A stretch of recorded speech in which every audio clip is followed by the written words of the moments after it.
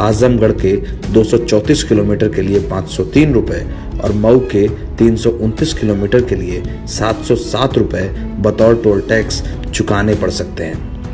Press the bell icon on the YouTube app and never miss another update. Purvanchal expressway पर बीते 1 मई से toll tax वसूला जा रहा है। इसके लिए योगी आदित्यनाथ की सरकार की कैबिनेट ने टोल टैक्स लगाने की योजना को सहमति प्रदान कर दी थी। यूपी सरकार के सूत्रों से मिल रही जानकारी के अनुसार आगरा एक्सप्रेसवे की तर्ज पर ही पूर्वांचल एक्सप्रेसवे पर भी टोल टैक्स को लगाया जाएगा। आगरा एक्सप्रेसवे पर प्रति किलोमीटर 2.15 रुपये यानी 2.25 रुपये की दर से टोल टैक्स लगाया जाता रहा है। अगर इसी रेट को ही आधार बनाकर टोल टैक्स का निर्धारण किया जाता है तो लखनऊ से गाजीपुर जाने में एक वाहन को 731 रुपये का भुगतान करना होगा। लखनऊ से गाजीपुर के बीच बने पूर्वांचल एक्सप्रेसवे की लंबाई 340 किलोमीटर है। उत्तर प्रदेश में पूर्वांचल एक्सप्रेसवे कई मायनों में काफ़ी खास है। पूर्वांचल एक्सप्रेसवे का निर्माण लखनऊ से गाजीपुर के बीच कराया गया है।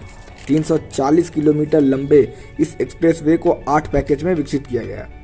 इस एक्सप्रेसवे में 22 फ्लाईओवर, 7 रेलवे ओवरब्रिज, 7 बड़े पुल तथा 114 छोटे पुल बनाए गए हैं।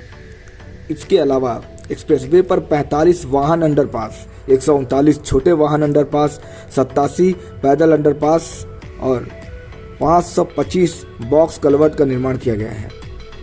करीब 11,216 करोड़ की लागत से इस एक्सप्रेसवे का निर्माण किया गया है।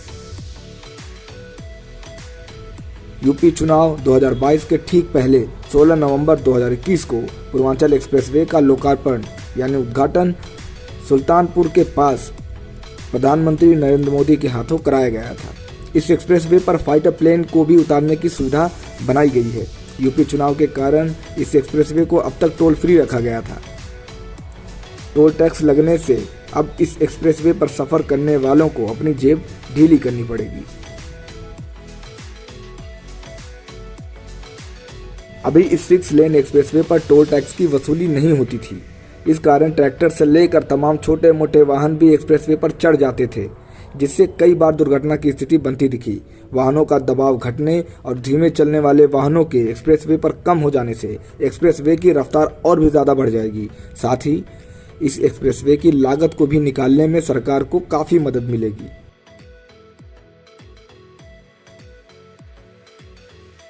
हालांकि 3 जगह के बजाय सिर्फ शहदा में ही प्लाजा पर टोल टैक्स की वसूली हुई। फुलवरिया और सठियाओं में टोल वसूली नहीं हुई। रविवार की दोपहर 12 बजे से शहदा टोल प्लाजे पर टैक्स वसूली चालू थी। यहां वाहनों की कतार लगी हुई थी। काउंटर पर बैठे कर्मचारी वाहनों से पैसे लेने में व्यस्त थे, लेकिन फास्ट टैग की व्यवस्था शुरू न होने से वाहन चालकों को परेशानी का सामना करना पड़ा। जिन कर्मचारियों को टैक्स की वसूली के लिए काउंटर पर बिठाया गया था, उनके पास फुटकर पैसे नहीं थे। इसके कारण वह परेशान भी दिखे। वाहन चालक देर होने पर शोर भी मचा रहे थे। वहां तैनात कर्मी ने बताया कि सुबह 8 बजे से टोल नाके पर वसूली का काम शुरू हुआ है। थोड़ी बहुत परेशानी है, जिसे जल्द ही दूर कर लिया जाएगा।